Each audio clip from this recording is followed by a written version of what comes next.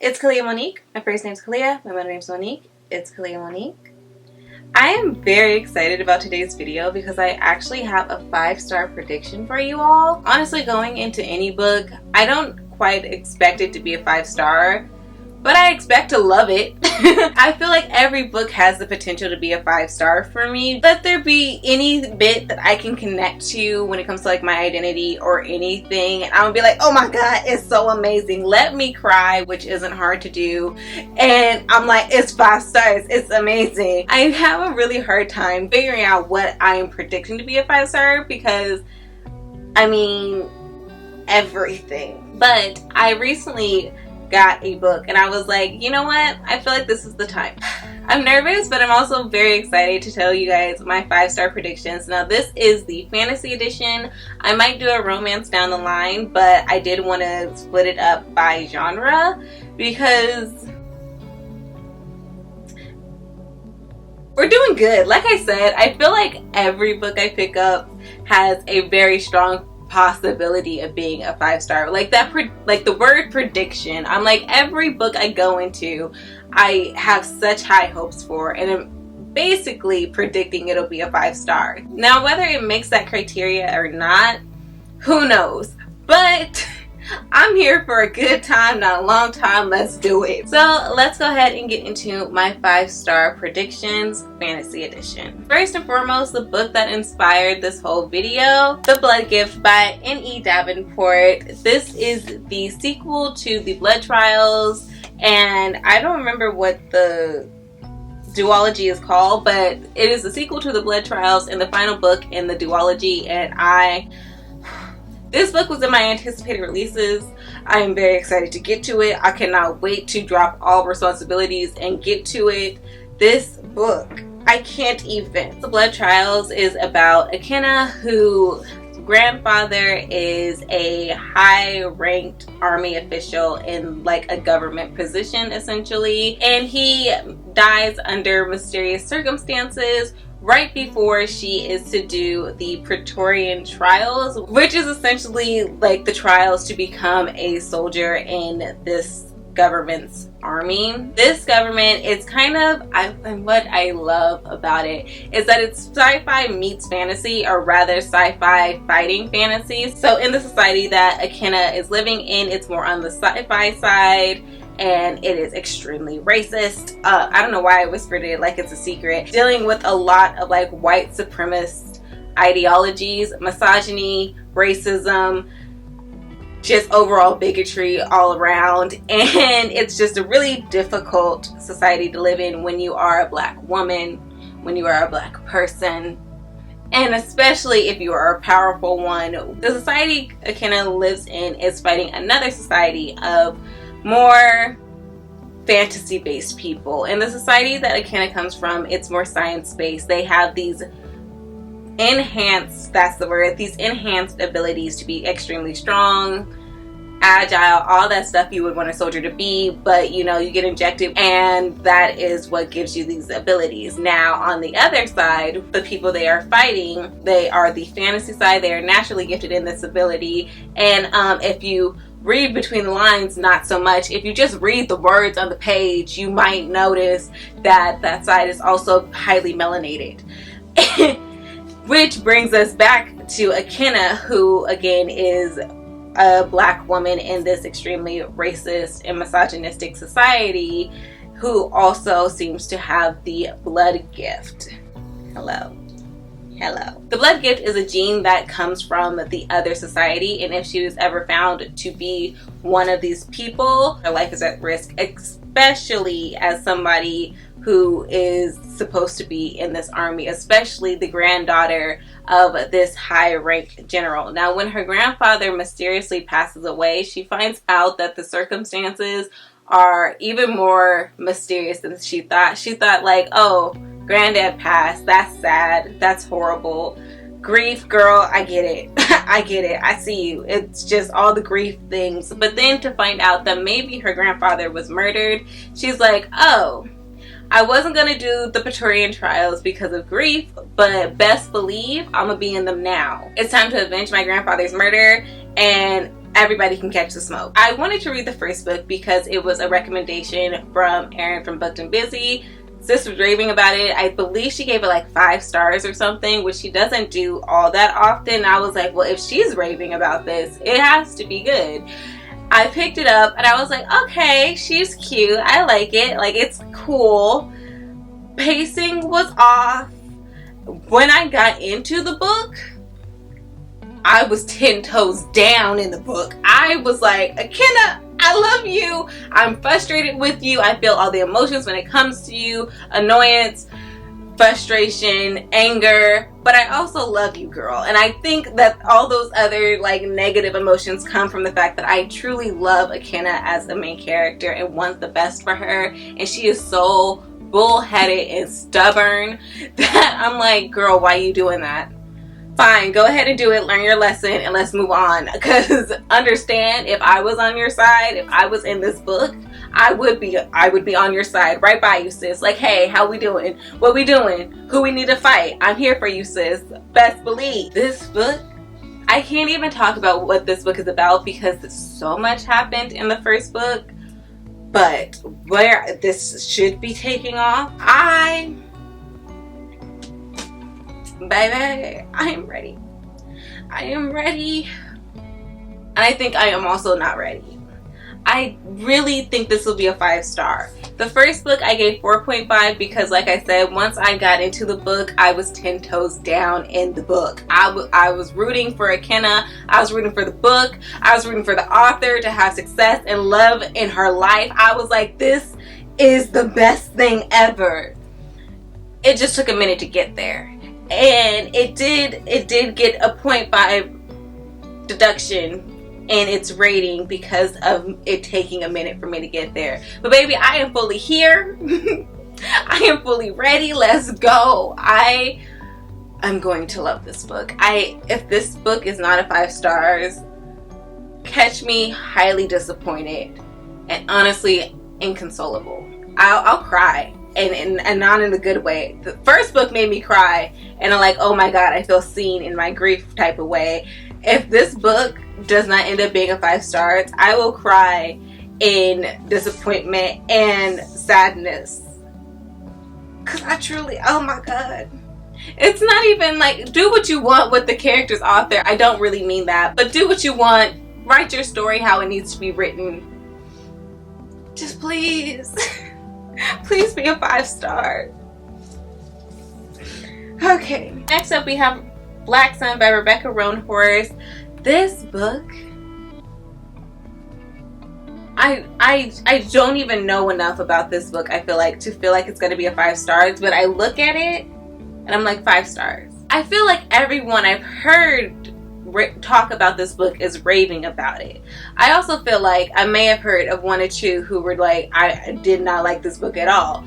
So if we're talking about the spectrum, I feel like this book does not have one. It is, I love it, I do not love it. I would love to be on the side of I love it. And I look at this book and I want to read it so badly every time. It's on my cart and my cart is in my bedroom. Every time I wake up in the morning, I look up, I see my cart and I see this book. And I'm like, I want to read this book so bad. Still haven't read it. I don't know why. I can't explain my behavior, but I want to read this so bad. It's like, I think it'll be a 5-star so much that I'm avoiding it. Because what if it's not? It's just... A god will return when the earth and sky converge under the black sun. Mysterious. Intriguing. It does state book 1 of the Between Earth and Sky trilogy, inspired by the civilizations of pre-Columbian Americas and woven in a tale of celestial prophecies, political intrigue, and forbidden magic. I just want to read it. Like, I just want to find out if I'm right. And y'all know, if I haven't read a book, I don't know what the book is about. I just know what other people have said about their feelings towards the book, and that's enough for me. I'm so sorry if it's not enough for you, but I mean, a good portion of the books you're gonna have to let that be enough. It's like I wake up, I look at my cart which at this point, maybe I should just move my book cart to the side of my bed, except instead of like directly in front of my line of vision when I wake up. But I wake up, I look at my book cart, I see this book, and I'm like, I'm gonna pick you up. And then I don't. I feel in the pit of my stomach that this is a 5-star, and I cannot even explain why. I just feel it. And that's just gonna have to be enough for you. Next up, another 5-star prediction of mine, The City of Brass by S.A. Chakraborty. Honestly, I don't know what book in this trilogy is gonna be the 5-star, but I know that this trilogy got 5 stars written all over it for me. So many of my friends love this book. Like, not like, okay, love is already an intense emotion, but they rave about this book. They anticipate me reading this book. Just so many, and I've let us all down. Oh my god, I started this book at some point. What? When? There is a tab somewhere. Ain't no underline. I don't know what that tab means. I don't remember picking up this book at all, but I do have some of my older tabs in it, and that tells, if I don't remember it, that means that this was early days of tabbing, which means that green was probably like world building or something. There's nothing that's underlined. It's just a tab in a space. So I don't know what that's pointing to, but cool. Strongly feel like this will be a 5 stars. This, the second book, or the third. One of them has 5 stars written all over it. All of them have 5 stars written all over it. I truly feel like I'm gonna love this book. I started off very intimidated by this book because there's not really a romance element to this book. It's more about found family. And then I read The Black Veins and found out that I love found family. I'm a romance girly through and through. And so with my fantasy reads, I've always looked for romance. Any fantasy read that did not have that intimidated me. I have found out that I love found family. And I really hope that this is one of the found families that I absolutely love and adore as a book. Like, there are too many people in my life that love this book. There are too many of my bookish friends that love this book, and I have yet to read it. It stresses me out that I haven't read it, and I'm going to read it, and I'm going to love it. Or maybe the second or third book. I don't know which one's the 5 stars, but there's 5 stars written somewhere in this trilogy. Okay, I know it. And again, it's been a minute. I remember very little of the synopsis. But essentially, Nari does not believe in magic, and she pretends to have this like magical ability. She be conning folks in the street. She is putting on this guise of being a magical being. Meanwhile, she does not believe in magic. That is until she is confronted with it. Or a being that has magic, something like that. She ends up in a magical world or something like that. I don't really know. I just really like that premise, honestly. Like, you're a con artist, conning people to think that you're magical. Meanwhile, you don't believe in magic until you are confronted with a magical world you thought was a myth. Go off, sis. Next up, a 5-star read of mine that was also in my anticipated releases video and was a surprise entry in that video because I think I didn't learn about that book until like literally the day I was filming that video. But God Killer, Hannah Kaner. This book, what really has me interested in this book, first of all, look at the size. I'm surprised. I believe this is a standalone, so I'm very surprised with how like thin it is. When perusing the websites and such to find anticipated releases of mine, I stumbled across this book.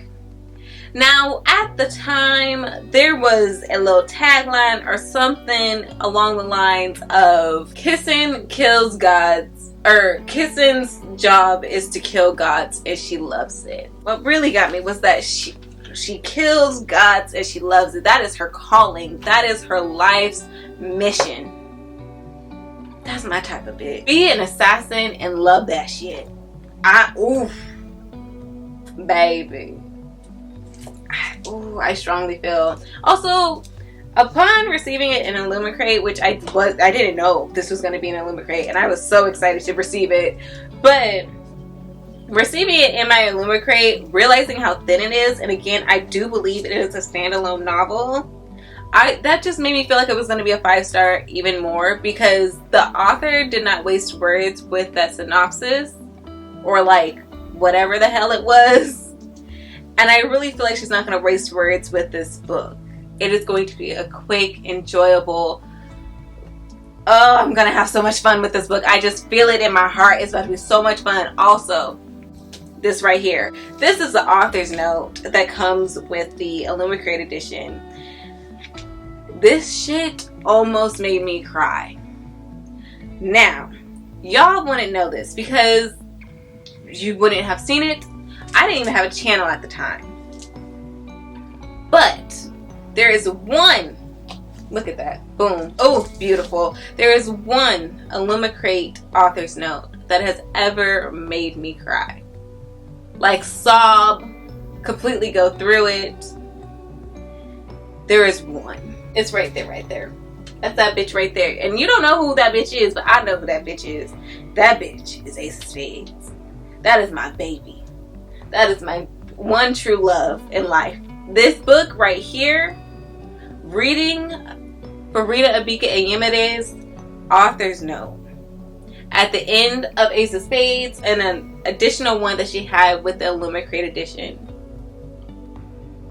I cried like a little baby because I was like, oh my god, I am seen. Someone sees me. This right here, this piece of paper right here, it was the same damn thing. So I'll read the first paragraph for you guys. Dear readers of Illumicrate, I never knew a woman who didn't have some anger in her. And my God Killer, our God Killer, was born out of that anger.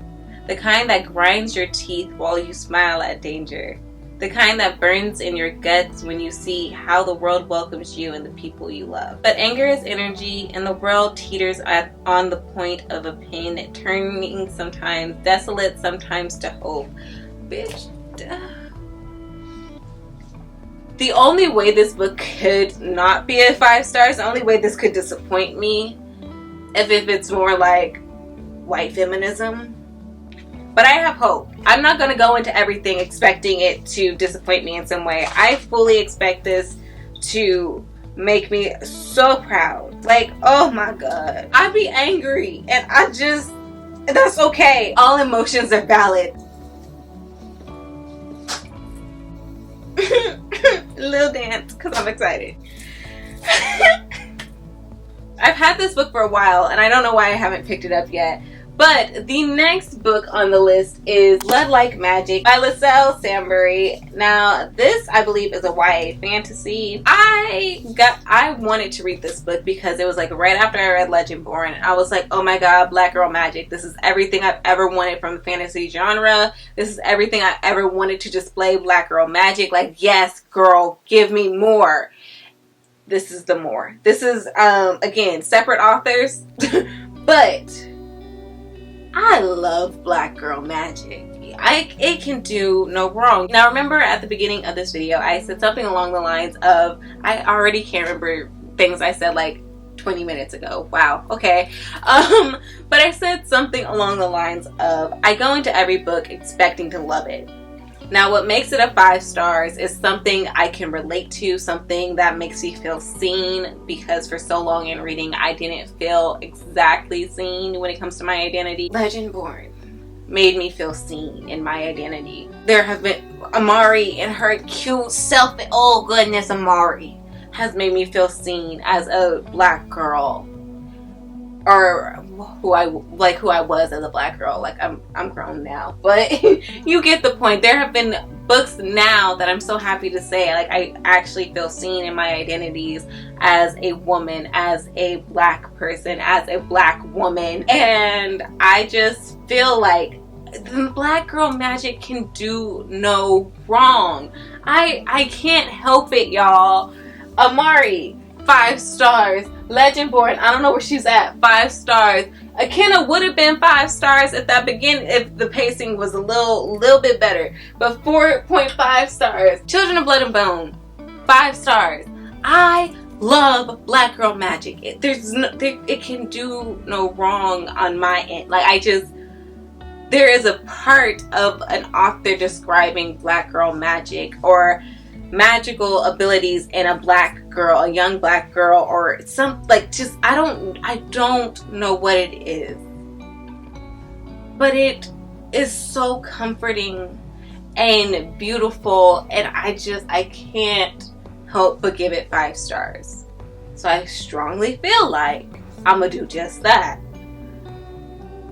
It's being seen, it's being validated. Like, when I was younger, that makes me feel old. But when I was younger, the only people I ever heard say like Black Girl Magic were like aunties or on the BET network, or like, you know, just like other Black women. And again, it was always said, like, I believe there was an award show, I don't know if it's still running, but I would hear it on the BET network, I would hear it from like family members, like Black Girl Magic, rooting for your Black Girl Magic. But I didn't see it in media all too much. Like I said, I feel like there was an award show for it, and I don't know if it's still running. Sorry, I don't know. But in media, I never really saw Black Girl Magic beyond a campaign of such to really inspire people to see the magic in Black young girls and to promote them and highlight their strength in beauty and all these different things. And this empowerment movement, really, that was really the only time I ever heard or experienced Black Girl Magic. It was through a more like activism lens, an empowerment movement of sorts. To see it written down in books is oh so special, because again, when I was younger, it was connecting. Like, I was like, oh, I have Black Girl Magic because I'm a Black girl and we're magical. But there was also a sort of disconnect of no one else sees that. And I'm having to prove my value to others. I'm having to prove that I am magical to others. That is really defeating and can wither away at an individual's confidence. It definitely withered at mine.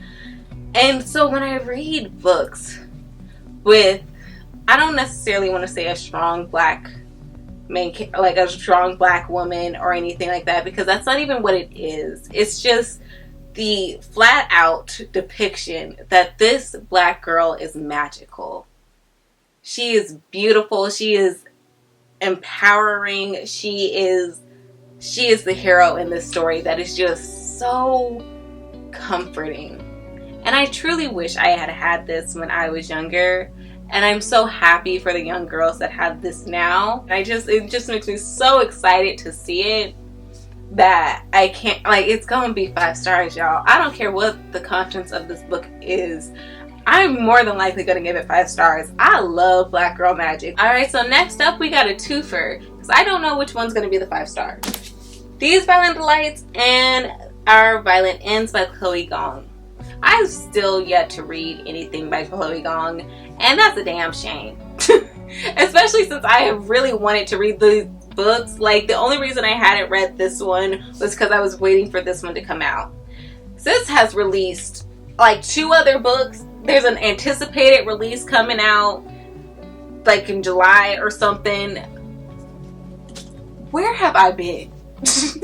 It's time to catch up, but I really do feel like one of these is going to be 5 stars. The way I heard people raving about this book and how devastated they were with the cliffhanger and having to wait for this book is the only reason I didn't pick up this book.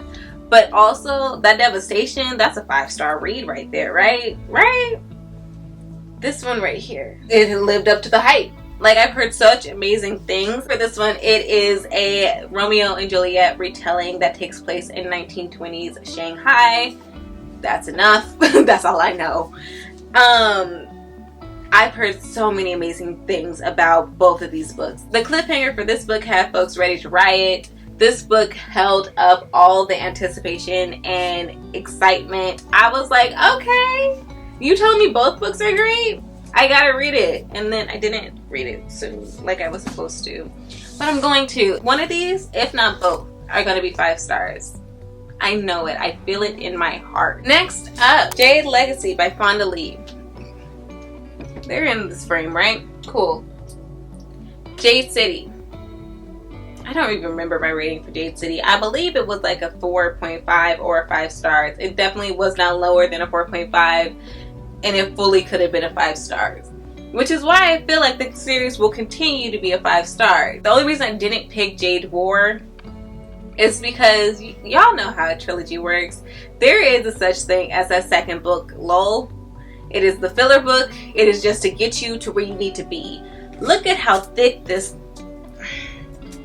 I said I was gonna calm down on the cussing, and I think I've reached my limit for this video. But look at how thick she is. There's a lot to be said, clearly. I expect it to be great. This book alone, this one just by itself, has emotionally devastated people. And I want a little bit of that. I said a little bit now, Fonda. Cause, ooh, girl. This Jade City, that took me out. I still don't know why I cried as hard as I cried in Jade City. I don't know, like, some of it I'm sure, like 50-50, I'm positive that it's about what happened in Jade City. Not even halfway through the damn book. But I do believe that 50% of that just had to deal with my own life things that I was dealing with. Because when I tell you that scene that happens before you even reach 50% happened, and I was inconsolable. I just assume that this is one big tome of incidents such as that. Heart-clenching, gut-wrenching, devastating moments. If not just like one great one. I feel like it's gonna be this book. I feel like this book is absolutely 5 stars. Jade City follows a mafia family, and it's essentially a family saga of this very powerful family who has the ability to yield jade. And the jade essentially boosts your everything, strength, power. It gives you this magical ability. And again, this family is the heads of a mafia that is able to yield this ability, and there is family drama, there is gang politics, there is regular politics, there's a bunch going on, and it is truly interesting. Also quite devastating because they're at war, all different types of war, and war has victims, and many of them, and you have emotional ties to some of the victims, and it's just, and you just flat out hate some people. Ooh, Bear, I'm looking at you. Oh, I can't stand him. I have strong emotional ties to other characters. Main character wise, I'm gonna go ahead and say there's like 2 that I cannot stand. I really don't care what happens for you. The rest of them, I care deeply what happens to you. I don't feel like they're all gonna make it out. And that is enough for me to crawl into a ball, put my covers over my head, and ignore the world. Being this book. Like, that's why I haven't picked up Jade Ward, because I was like, Sistren, I'm going through enough at the moment. I don't know if reading, knowing I'm going to cry is the thing I need. But it might just be. So Jade Ward, I will see you soon. Jade Legacy, you're probably going to be a 5 stars. We got 4 more books to go. Let's go. At the end of the video, we're going to move that out of frame. Woo, I'm chaotic. Next up, The Fourth Wing by Rebecca Yarros. For this book, it has all the qualities I loved about the blood trials. Like going to a school to become a warrior of such, having a deficit. Like, it has all the things. And I was like, I ended up loving the blood trials. And that was almost a 5 stars. I fully believe the blood gift is going to be a 5 stars. She has potential. Like, she's gonna be I want this so bad. Enter the brutal and elite world of a warrior college for dragon riders. So Violet is small, and she essentially wants to be like a dragon warrior. The dragons are few and far in between, and they definitely don't like weakness. With the whole warrior college aspect, it's giving blood trials, Praetorian trials, it's giving Poppy War, and I was like, I loved both of those books. Blood Trials, almost a 5 star. Poppy War, my favorite part of Poppy War was the school and the training to be a soldier. It was hard, it was strenuous, it really challenged the main character in. I just found it so very fascinating. And this book is the same thing, right? Like, those are two books I gave, like, Poppy War, I'm pretty sure I gave 5 stars, maybe 4.5. Again, no lower than 4.5. But I really feel like those are two books that this book kind of reminded me of in the aspects of the books that I would give 5 stars no matter what. Like, I absolutely adored it. This book is completely about. So it should be 5 stars, right? I have not read this book yet. I'm here on vibes and hopes and aspirations. So I can't really tell you what this book is about besides the fact that it takes place in like a warrior college. The main character is a smaller person and the whole goal is to bond with a dragon, and that is something that puts her at a deficit because the dragons are going to look for the stronger presenting warriors, and she just has to prove herself as strong as anybody, no matter her size. Also, I believe her mom is something like in a high position to where she needs to prove herself beyond her mother's daughter or something like that. Like, it's one of those moms where it's like, I expect greatness out of you, and if you don't give me greatness, then you're worthless. Which brings me to another book it reminds me of, Wicked Fox, who also, again, got no lower than a 4.5 for me, maybe was a 5 star. And my favorite part of Wicked Fox was the mother-daughter relationship. 3 books that this book has similar qualities to, that the part that this book is similar to those 3 books is the part that I was giving those books 5 stars for. So this, in theory, should be the same, right? Next up on the list, The Stone Sky by N.K. Jemisin. This is the 3rd book in the Broken Earth trilogy. First of all, I loved the 5th season in a way that I truly was not anticipating. Like, I knew it was going to be great, but oh, it was so much better. I love when I anticipate a book being amazing and it is an amazing in a way that I was not anticipating. Like, it managed to surprise me even though I already knew it would be great. Now, I haven't read The Obelisk Gate yet. Again, for the same reason that I chose Jade Legacy over Jade War. I'm going to anticipate the second book having that like second book syndrome, that like lull of just like getting us to the 3rd book. I have far more hope for this book being a 5 star than the second book, especially because the 5th season was a 5 star read for me. It's hard, I have realized, for a book that follows a 5 star read to also be a 5 star. Usually my anticipation, my expectations for the second book coming from a 5 star read is 5 stars, which means that if you are not, or if I find any part where I'm not entranced in the way that I was with the first book, I just am like, she's a 4.5, she's a 4. I'm just anticipating that with any second book I read. The final book, though, that should have greatness. That should be perfection. You are wrapping up the series and it should be done in a beautiful, perfect way. If you haven't read the 5th season, where you been? Because I was late to the party, so where you been? Let me help you get there. The 5th season is, I don't even know how to describe it. Just know it's great. How do I explain it? There is this race of people who have these natural abilities that connect them to the earth and allows them to really hone in on that connection to create essentially natural disasters. And they're very connected to the earth, but also just stones in general. But there was also quite a bit of commentary when it came to being a mother and being a mother with this ability, because these race of people are seen as a deficit to society. They're seen as less than other members of society, and honestly just a danger that needs to be addressed because they have so much within them. Like, they have the potential to cause natural disasters, and the fear that instills in those that don't have that ability is enough to convince them that there is a need to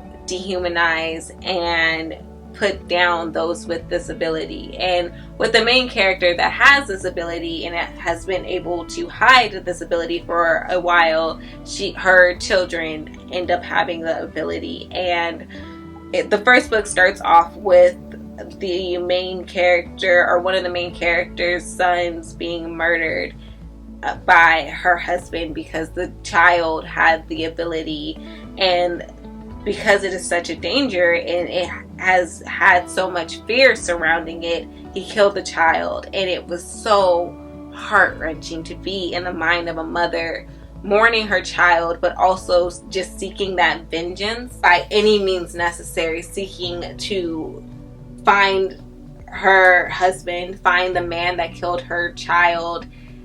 Also because he took with him their daughter, who also will have this ability if she has not presented signs of having it yet. And it goes through two other perspectives of a young girl finding out that she has this ability, and the fear her parents had of just like sending her away to handle that problem, and a older girl, but like still a young woman, who is more aware of her abilities and is within a society, or kind of like a school for like soldiers or such that have disabilities, that goes on these like missions to help communities with like general tasks. And this strong young woman sacrificed her body and herself as essentially like an incubator for the next generation with this ability. Because there's one thing about this society, though they may hate those with disability and might fear them, in fact they also realize that they need them. It's complicated to describe, but as you're reading it, it is so easy to grasp the understanding of what is going on here. And there was a plot twist in this book that just blew my mind, and I just my heart was aching. One of the perspectives, the perspective of the mother, is told in second person, and it's just like, you feel this way. The only time I had read a full book, like a full novel that was in the second person, was The Dowry of Blood, and that is told in letters. This book, that perspective of the mother told in second person, is not told in letters. It feels much more like you, as in me. And the way that tugs on the heartstrings, the way you feel as in chaos as the mother feels, having to grieve her child, but also strain to save another one. It is just... So anyways, yeah, the third book should be a 5-star as well. Next up, I have Skin of the Sea by Natasha Bowen. So it's like a mermaid culture. But the young woman that we follow, who is a mermaid, Simi, she used to be an enslaved person during the transatlantic slave trade, and she was tossed overboard. In her new form, in her new life, she is a mermaid, and she is helping those who were tossed over to pass on. The little tagline is a way to survive, a way to serve, a way to save. Even in describing this book, I want to cry. I feel like it's going to be a tough read, just because in describing it, there is a heartache that I feel for my ancestors. There is just a lot that I am feeling, and I feel like with that connection to this book, to this story, the tagline of a way to survive, a way to serve, a way to save sounds quite beautiful, but I do know that there is ugliness in that beauty, and I just want to explore that more with this book. And it's also along the ways of like Black girl magic, and I can't not love that. I can't not root for that. But it is Black girl magic in a new sense of like a black mermaid, which sounds beautiful and amazing in and of itself. Okay, hey Ariel, May 26th, y'all got your tickets? Oh my god, very quickly, The Blood Scion, my battery's dying. So final book, The Blood Scion by Deborah Fellady. This book I think is going to be a 5-star because I was interested in it around the time that I read The Blood Trials and The Final Strife, and both of those books had such high ratings for me, and I absolutely adored them. And the only reason I did not pick up this book at that time is because it was very similarly themed, and I was just tired of being sad and like crying. I was like, I just need a little bit of a break, but I fully expect this book to incite the same emotions and excite, like, heartache and all the challenges that I felt in the final strife, with also the victories I felt within the blood trials. I expect greatness. I think it's going to be a 5-star. I think it's going to be beautiful and fantastic, and I am excited. It says, I am a descendant of Shango, the god of heat and fire. I am a living inferno. I am a dead girl walking. Say less. I'm ready. 5 stars. Y'all, it done cut me off. That is the end of this video. I hope you enjoyed this video. I hope you enjoyed my face, my voice, my extraness. And if you did, go ahead and press that like button down below and press the subscribe button and bell notification if you'd like to be notified when I upload. If you would love to stay connected with me, as I would love to stay connected with you, I will of course have all my social medias linked down below as well. And if you'd like to support this channel further, I have my Amazon wish list linked down below as well. Question of the day. Have you read any of the books that I mentioned today, and what were your thoughts? I am absolutely curious. If you do not have an answer to today's video but would still like to leave some sort of support in the comment section, you can go ahead and leave a gift emoji. But with that being said, I believe that is everything, although I am probably forgetting something because I always forget something. But bye guys.